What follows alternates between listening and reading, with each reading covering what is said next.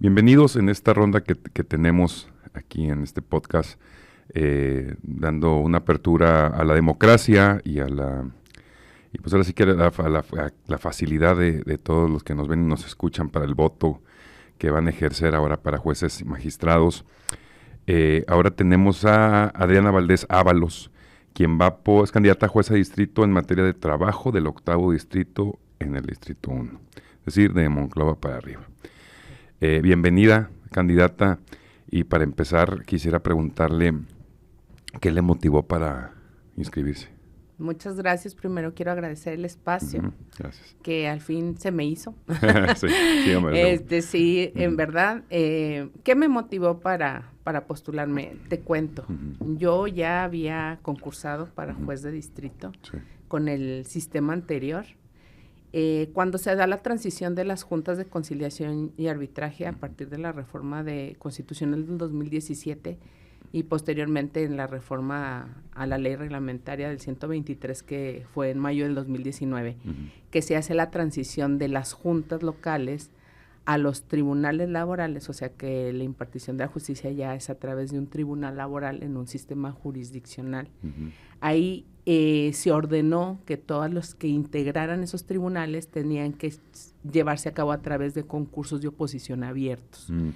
Entonces, en ese momento, yo decidí postularme. Me postulé tanto a nivel estatal como a nivel federal, ¿sí? Y en los dos, gracias a Dios, quedé como jueza de distrito en materia de trabajo, pero en el local quedo como jueza laboral local, pero mi aspiración personal y profesional era ser juez de distrito en materia laboral, o sea, juez federal laboral. Así es. Y concurso, de los 4 concursos, en 3 concursos, en 2 quedo finalista, pero es hasta el 4º concurso cuando ahí ya me aviento para todos los puestos, actuario, secretario y juez de distrito en materia. Y en los 3, gracias a Dios, resultó vencedora. Sin embargo, me quedé trabajando como secretaria instructora en un tribunal laboral federal que tiene su sede aquí en Saltillo, en el primer tribunal laboral federal. Y como jueza de distrito obtengo mi toma de protesta, pero no me ascriben por cuestiones administrativas, no logro la ascripción. Entonces, mi motivación ya era desde antes, es una vocación de servicio. Pues siempre me ha gustado el derecho del trabajo, también he sido abogada postulante y en ese ínter en esa transición en ser abogada postulante y conocer posteriormente el servicio público, fue donde yo decidí que mi área en específico era el órgano jurisdiccional, ¿verdad? El servicio jurisdiccional. ¿Y qué formación académica tienes y Claro, tanto profesional, que es lo que, pues ahora sé que muchos están evaluando, ¿no? Para elegir su voto. Y creo que es bien importante que la gente tome en consideración eso, ¿no? Sí. O sea, yo a todos les digo, o sea, ahorita que yo he estado haciendo campaña, que he tenido oportunidad de interactuar con las personas, tómense un tiempo de evaluar los perfiles, como los de recursos humanos, ¿verdad? Así es. Prácticamente es eso, ¿verdad? esta Saquen elección, su checklist y chequen, ¿verdad? Si está preparado para desempeñar el puesto. Te cuento, yo soy abogada egresada de la Facultad de Jurisprudencia de la Universidad Autónoma de Coahuila, soy maestra en Derecho Laboral Internacional, también egresada de la misma universidad, de la misma facultad, de la misma universidad, y tengo una especialidad en Derecho del Trabajo y Justicia Social por la Escuela Federal de Formación Judicial. Tengo otros muchos cursos y diplomados, pero los que son trascendentales son estos. Yo en mi trayectoria pues fui abogada postulante en materia laboral, especialista en materia laboral únicamente, por más de 10 años. También fui coordinadora de posgrado de la Facultad de Jurisprudencia de la Universidad Autónoma de Coahuila. Ahí tuve la posibilidad, ¿verdad?, de llevar a cabo el control de 4 maestrías, laboral, fiscal, penal y políticas públicas o políticas gubernamentales. Fui encargada de la Casa de la Cultura Jurídica en la Suprema Corte de Justicia de la Nación.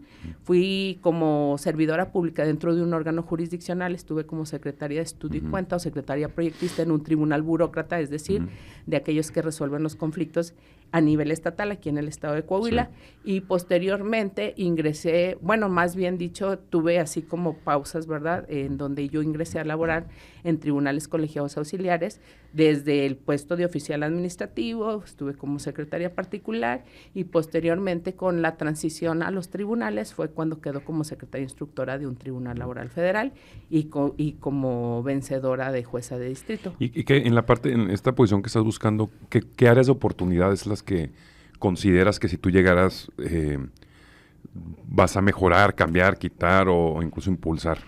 Mira, me gusta mucho esa palabra que usaste, ¿verdad? Área de oportunidad.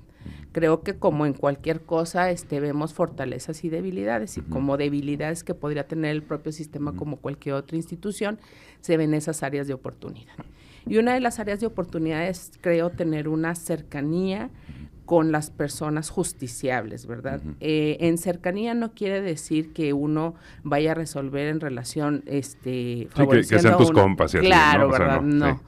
Pero sí considero que hay ocasiones, a mí me ha tocado, pues, en la función que yo desempeño, pues, que la gente quiere exponerte algún punto, pues, debes de permitir escuchar, ¿verdad? Porque eso no va a influir. Por eso, uno de los principios es, pues, la objetividad, es la independencia, es la autonomía. Entonces, tú puedes escuchar. Sin embargo, tú tienes bien, definido tus principios, tienes que tener bien definidos tus principios como juzgador para efecto de que nada te vaya a influenciar en tu resolución final, pero sí debe de haber una cercanía con el justiciable, ¿verdad?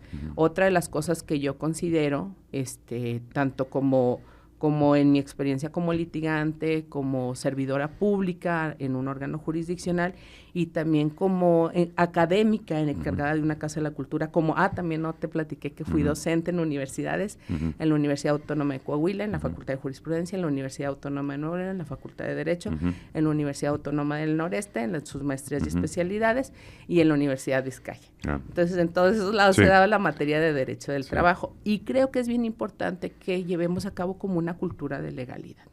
La cultura de legalidad significa que tú tengas espacios en donde tú puedas hacer del conocimiento de los ciudadanos, de los justiciables, de criterios, ¿verdad? Que, por ejemplo, ahorita hay muchos criterios que ha emitido la Corte que ya trascienden incluso en las leyes que están ahorita. Entonces puede ser que un artículo siga estando en la ley, pero sin embargo la Corte ya sacó un criterio diferente, ¿verdad? Entonces, cuando uno resuelve en base a los criterios porque son precedentes obligatorios para nosotros como juzgadores.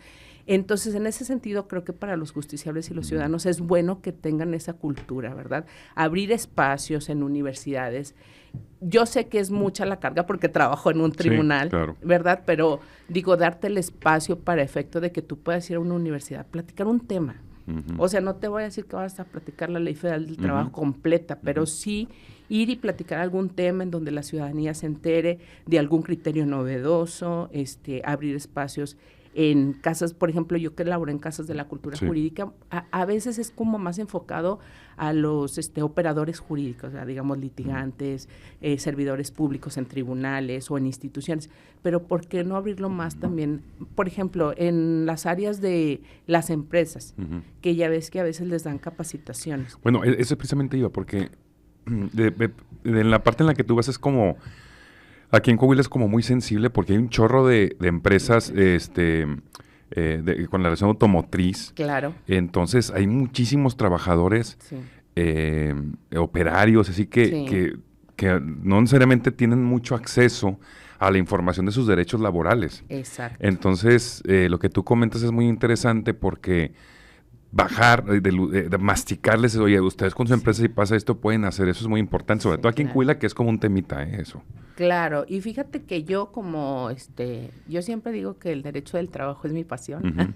Desde que yo entré a la carrera, a mí, yo era de derecho del trabajo, o sea, y yo cuando tuve oportunidad de ser postulante o litigante, litigué también para trabajadores y patrones, o sea, y creo mucho que, como dice la ley, ¿verdad? Y como dicen doctrinarios del derecho del trabajo, o sea, aquí es lograr un equilibrio, ¿verdad? Porque aquí pues lo que tiene que subsistir es la relación de trabajo, porque sin trabajo pues no hay trabajadores, no hay empleadores, no hay nada.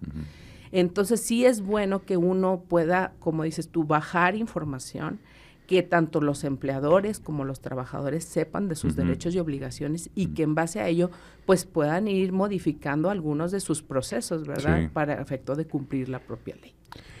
Siempre a todos los invitados que hemos tenido aquí le hemos preguntado lo mismo porque pues esa siempre ha sido mi teoría y luego he tenido discusiones que no, en el sentido de que pasa mucho, o no tanto, pero pasa de que tienes un caso y las dos personas tienen la razón, legalmente. Dices, es que le ponen uno al otro, los dos tienen razón, puede pasar.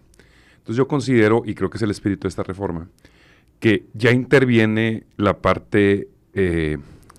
fuera de lo que dice la Constitución, que se lo ¿por qué se lo hace uno, por qué se lo hace al otro? Creo que ya interviene la parte de cómo es el juzgador. Que sé que la discusión que no debería, que siempre sea, bueno, pero tiene los dos, tienes que tomar una decisión. Y creo que parte mucho de su background, de quién viene. Y es por eso que pregunto, o sea, realmente, o sea, ¿quién eres en el sentido?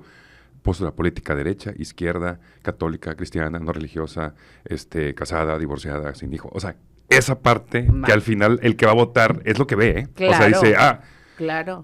Esta persona, porque ese es el espíritu de la reforma. Claro. Hay gente que la va a la izquierda y derecha que no debería ser, pero es, ¿no? Claro. Entonces, en este caso, para la ciudadana, ¿quién eres? O sea, bueno, mira, yo te platico ya como, digamos, de mi vida personal, exacto, ¿verdad? Sí. Entonces, de mi vida personal, yo soy madre, soy mamá de 2 niños, un adolescente de 16 años, un niño de 8, a los que amo profundamente. Sí. Soy esposa, también mi esposo que siempre me ha apoyado en esta aspiración que yo tengo. ¿Abogado también?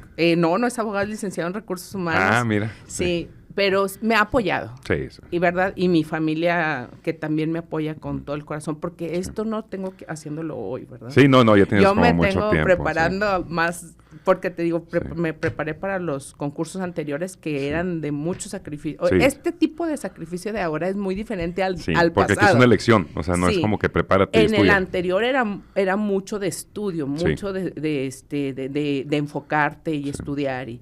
En este es de salir, y creo que en ese sentido, pues te digo, esa es en cuestión de mi vida personal, pues yo siempre he considerado que soy como apolítica. Okay. Cuando voy a hacer una selección de candidatos para efecto de un cargo popular, creo que es importante que siempre participemos, porque no estoy muy adentrada en el derecho electoral, soy sincera, pero sí creo que tienes que participar porque de eso depende pues las decisiones de la vida diaria de la persona que nos va a representar. Entonces ahí me fijo más como que el perfil de la persona candidata. Sí.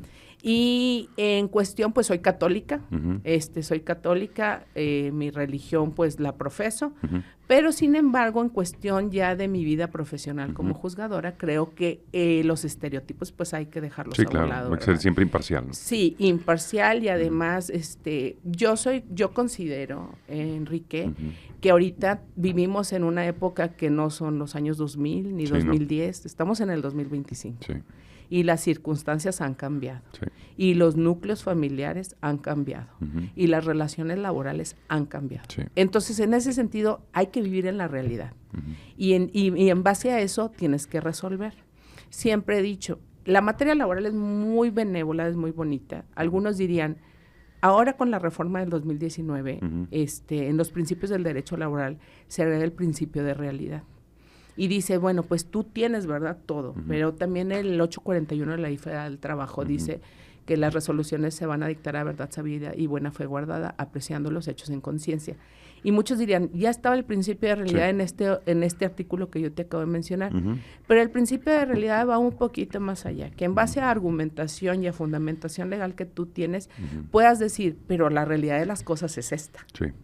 ¿Verdad? Sí. O sea, vamos a ver, no sé, núcleos de familia, ¿verdad? Ahora, resoluciones novedosas de la Corte, en donde la ley del Seguro Social dice, pues si hay esposa, pues no se le pagan las concubinas. Okay. Y la resolución de la Corte dice, si hay concubinas, a todas las que haya por igual. Y ahí pasa porque tengo un amigo que está en esa situación, que yo no sabía, que el concubinato en este aspecto sí existe y todo, pero tienes que renovarlo cada año, creo que tienes que firmar que cada año es tu concubina, algo así. Por ejemplo, eso es en materia civil, pero por ejemplo en materia laboral, lo que tiene que estar acreditado pues es que haya estado con él, que dependiera económicamente de él, que hubiera hijos. Ok. Vamos a tiene que ser una relación mucho más fuerte. Vamos a poner un ejemplo, ¿verdad? Sí. Un ejemplo X. Que hubiera 2 concubinas y una esposa. Sí. Pero con todas tuvo hijos. Ok. Entonces a todas les va a tocar la pensión.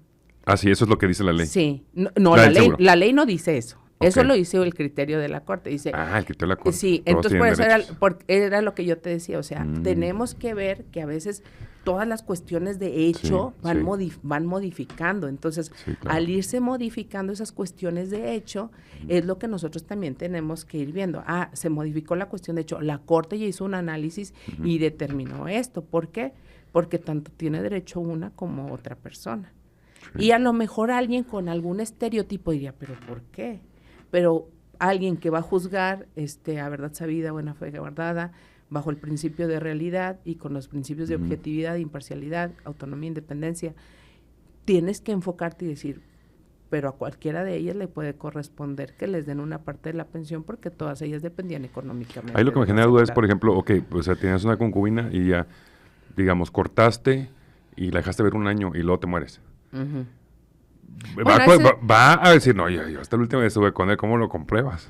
Pues lo va a probar, ¿verdad? La persona que esté con él al final, ¿verdad? Ya sería cuestión tiene la obligación de la probar, prueba, ¿no? Sí, claro, porque pues esos son hechos que deben de estar demostrados con material probatorio, ¿verdad? Porque en base a lo que nosotros resolvemos es lo que tenemos en el expediente. Claro. O sea, nosotros no nos podemos ir más allá porque rompes con el equilibrio procesal. Sí.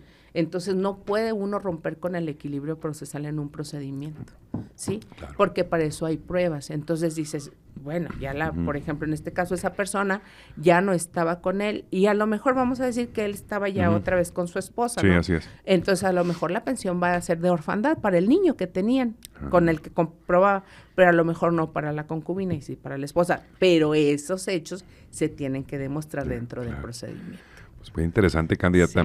Sí. Ya para terminar, un mensaje que le quiera decir, enviar a las personas que nos escuchan, sobre todo enfocado sobre todo el por qué es la mejor opción para ese puesto. Muchas gracias, Enrique. Pues bueno, primero comentarles que yo me siento legitimada por conocimiento en base a que pasé procesos anteriores.